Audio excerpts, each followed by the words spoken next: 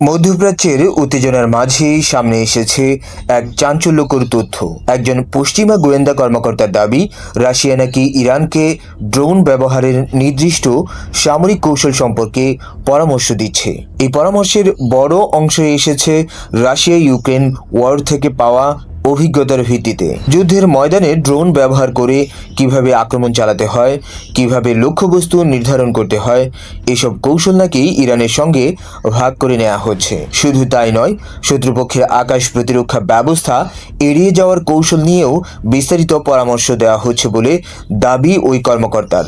বিশ্লেষকদের মতে, যদি এই তথ্য সত্য হয় তাহলে এটি মধ্যপ্রাচ্যের সামরিক ভারসাম্যে বড় ধরনের প্রভাব ফেলতে পারে। কারণ সাম্প্রতিক বছরগুলোতে ড্রোন প্রযুক্তি আধুনিক যুদ্ধের অন্যতম গুরুত্বপূর্ণ অস্ত্র হয়ে উঠেছে।